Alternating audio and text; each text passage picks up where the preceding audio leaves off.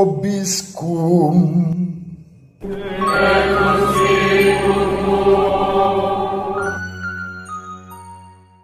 Sahabat peradaban kasih ekologis yang terkasih, selamat berjumpa dalam renungan harian bersama saya Romo Alois Budi Purnomo PR melalui channel ini. Semoga panjenengan selalu sehat, tetap semangat tanpa sambat, dan selalu bahagia kebahagiaan yang bersumber dari Tuhan Allah kita. Mari kita awali perjumpaan kita dengan bersatu di dalam doa. Kita menggunakan Mazmur tanggapan pada hari ini. Hari Minggu Paskah yang kedua, Pesta Kerahiman Ilahi. Dalam nama Bapa dan Putra dan Roh Kudus. Amin. Bersyukurlah kepada Tuhan sebab Ia baik, kekal abadi kasih setianya. Biarlah Israel berkata, kekal abadi kasih setianya. Biarlah kaum Harun berkata, kekal abadi kasih setianya. Biarlah orang yang takwa pada Tuhan berkata, kekal abadi kasih setianya. Batu yang dibuang oleh tukang-tukang bangunan telah menjadi batu penjuru. Hal itu terjadi dari pihak Tuhan, suatu perbuatan ajaib di mata kita. Inilah hari yang dijadikan Tuhan. Marilah kita bersorak-sorai dan bersukacita karenanya.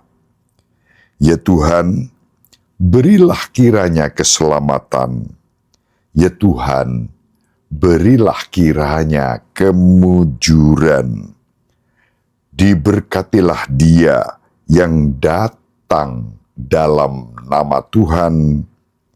Kami memberkati kamu dari dalam rumah Tuhan.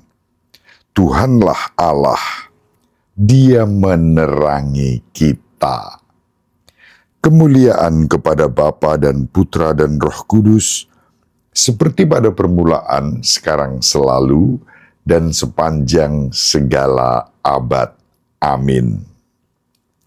Bersyukurlah kepada Tuhan, sebab Ia baik, kekal abadi kasih setianya. Dalam nama Bapa dan Putra dan Roh Kudus. Amin. Sahabat peradaban kasih ekologis yang terkasih, mari kita baca Injil pada hari ini dari Injil Yohanes bab 20 ayat 19 sampai 31. Setelah Yesus wafat disalib pada malam pertama sesudah hari Sabat, berkumpullah murid-murid Yesus di suatu tempat dengan pintu-pintu yang terkunci, karena mereka takut kepada orang-orang Yahudi. Pada waktu itu, datanglah Yesus, berdiri di tengah-tengah mereka dan berkata, damai sejahtera bagi kamu. Sesudah berkata demikian, Yesus menunjukkan tangan dan lambungnya kepada mereka.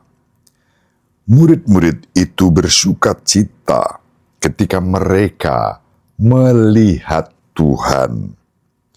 Maka kata Yesus sekali lagi, damai sejahtera bagi kamu. Sama seperti Bapa mengutus aku, demikian juga sekarang aku mengutus kamu. Dan sesudah berkata demikian, Yesus menghembusi mereka dan berkata, terimalah Roh Kudus. Jikalau kamu mengampuni dosa orang, dosanya diampuni, Dan jikalau kamu menyatakan dosa orang tetap ada, dosanya tetap ada. Pada waktu Yesus datang itu, Thomas, seorang dari ke-12 murid yang disebut Didimus, tidak ada bersama-sama mereka. Maka kata murid-murid yang lain itu kepadanya, "Kami telah melihat Tuhan." Tetapi Thomas berkata kepada mereka, "Sebelum aku melihat bekas paku pada tangannya, dan sebelum aku mencucukkan jariku ke dalam bekas paku itu, dan mencucukkan tanganku ke dalam lambungnya, sekali-kali aku tidak akan percaya." 8 hari kemudian, murid-murid Yesus berada kembali dalam rumah itu, dan Thomas pun bersama-sama dengan mereka. Sementara pintu-pintu terkunci, Yesus datang. Ia berdiri di tengah-tengah mereka dan berkata, "Damai sejahtera bagi kamu." Kemudian Yesus berkata kepada Thomas, "Taruhlah jarimu di sini dan lihatlah tanganku. Ulurkanlah tanganmu dan cucukkan ke dalam lambungku. Dan jangan engkau tidak percaya lagi, melainkan percayalah." Thomas menjawab kepadanya, "Ya Tuhanku dan Allahku." Kata Yesus kepadanya, "Karena telah melihat aku, maka engkau percaya. Berbahagialah mereka yang tidak melihat, namun percaya." Memang masih banyak tanda lain yang dibuat Yesus di depan mata murid-muridnya yang tidak tercatat dalam kitab ini. Tetapi semua yang tercantum di sini telah dicatat supaya kamu percaya bahwa Yesuslah Mesias, Anak Allah, dan supaya oleh imanmu kamu memperoleh hidup dalam namanya. Demikianlah sabda Tuhan. Terpujilah Kristus.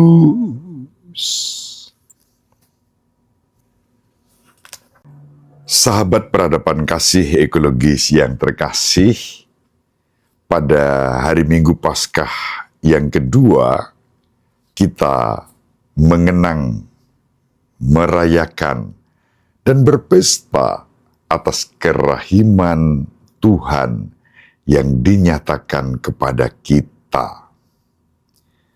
Suasana duka yang meliputi Gereja Katolik Roma, juga bahkan dunia, berangsur-angsur mulai tenang. Bapa Suci Paus Fransiskus yang seminggu lalu berpulang ke rumah Bapa telah dimakamkan sebagaimana dikehendakinya di Basilika Santa Maria Maggiore. Sesuatu yang memang dalam sejarah gereja jarang terjadi. Kita sudah menyaksikan bagaimana prosesi pemakaman dari Basilika Santo Petrus di Vatikan menuju Basilika Santa Maria Maggiore di kota Roma. Sepanjang jalan, umat dan masyarakat menyambut Bapa Suci Paus Fransiskus kendati sudah wafat, namun semangat perdamaian, persaudaraan, dan kerahiman dirasakan oleh banyak orang tanpa diskriminasi. Sahabat peradaban kasih ekologis yang terkasih, pada hari Minggu Kerahiman Ilahi ini, kita juga diundang untuk mengalami bagaimana kasih kerahiman Allah dinyatakan di dalam kehidupan kita. Bersama Santa Faustina yang menerima penampakan kerahiman ilahi, Tuhan kita Yesus Kristus mengajarkan doa, dan doa itu kita serukan. Demi sengsara Yesus yang pedih, tunjukkanlah belas kasih-Mu kepada kami dan kepada seluruh dunia. Tuhan kita Yesus Kristus tidak hanya meminta Santa Faustina berdoa, demi sengsara Yesus yang pedih, tunjukkanlah belas kasih-Mu hanya kepada kami saja. Sama sekali tidak. Tunjukkanlah belas kasih-Mu kepada kami dan kepada seluruh dunia.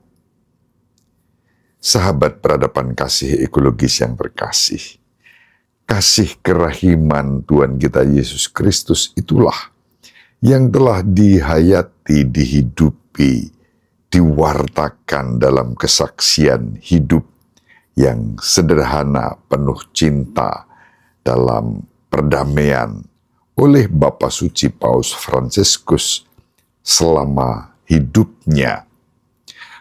Setelah beliau dipilih menjadi Uskup Roma dan dengan demikian juga menjadi Paus Primus Inter Pares, pemimpin di antara para pemimpin dalam Successio Apostolica, hamba segala hamba, servus servorum.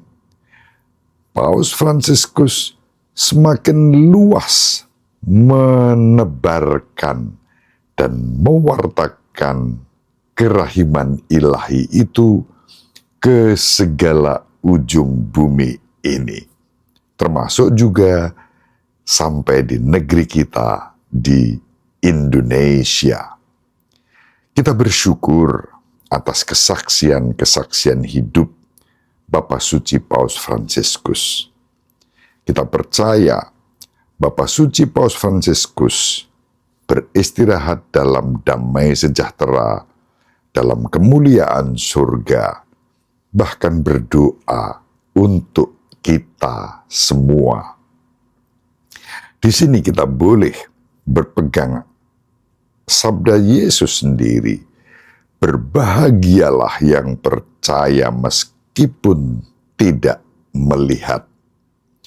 Kepercayaan kepada kerahiman ilahi yang sudah dinyatakan kepada kita dalam diri Tuhan kita Yesus Kristus dan diwartakan oleh Santa Faustina, dihidupi oleh Bapa Suci Santo Yohanes Paulus II, dan kemudian juga dihadirkan oleh Bapa Suci Paus Fransiskus, menjadi nyata di dalam kehidupan kita. Bapa Suci Paus Fransiskus, doakanlah kami. Santa Faustina, doakanlah kami. Demi sengsara Yesus yang pedih, tunjukkanlah belas kasih-Mu kepada kami dan kepada seluruh dunia. Ibu Maria dan Bapak Yosef selalu mendoakan kita. Semoga panjenengan semua sahabat peradaban kasih ekologis yang terkasih bersama seluruh anggota keluarga dimanapun berada, dibimbing, dilindungi, dan diberkati oleh Allah yang Maha Kuasa, Bapa dan Putra dan Roh Kudus. Amin. Terima kasih. Salam sehat, tetap semangat tanpa sambat, selalu bahagia kebahagiaan yang bersumber dari Tuhan Allah kita. Salve, shalom, salam sejahtera, berkah dalam.